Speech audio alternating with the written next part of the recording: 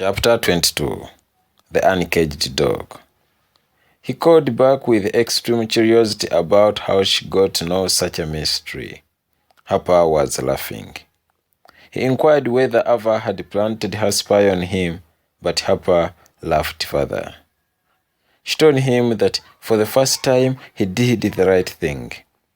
Harper, look, Arrow. Life is not like that. It's a different lane. Your real wife is Ivy, no need to debate about it. She loves you, and she has suffered with your love for long. Don't hesitate to give her a chance. Arrow hung up and called Ivy, who did not pick, then raised Harper, who did the same. When he drove to Harper's place, she was not there. Automatically, he went to see Ivy. She was busy piling receipts while singing in her soft voice. She welcomed him inside and greeted him while kneeling. She served him coffee and watched him take. When he said that she did not deserve to be a second wife, Ivy advised him to first finish. Water for bathing was already there and a brand new towel. She had purchased him sandals and a night dress. Ivy prepared this for emergency, but had no guarantee that he would come again. She cooked Irish potato and pork very fast as the man finished showering. Ivy never allowed him to explain. She served supper and sat facing him. He watched her eat with all the happiness as she stole a glance at him. He was confused and asked why she told Harper about their secret. Ivy smiled, then took the dishes back. She never replied and started washing utensils in order to buy time.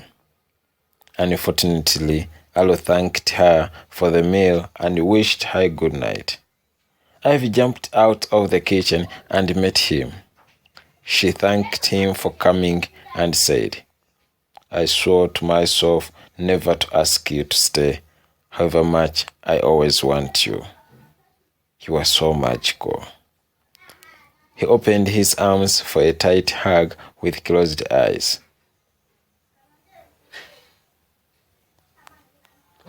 He walked out as she escorted him to the car. Her eyes were calling him back. He had to go. Ivy went home and called Sammy, who advised her to keep praying.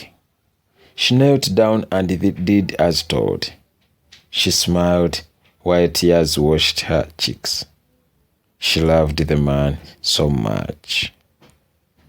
Arrow parked home and failed to leave the car. He thought for a while, opened the house, he greeted us and closed his door. There was the way he sneaked out and went to see Ivy, who was laying the bed.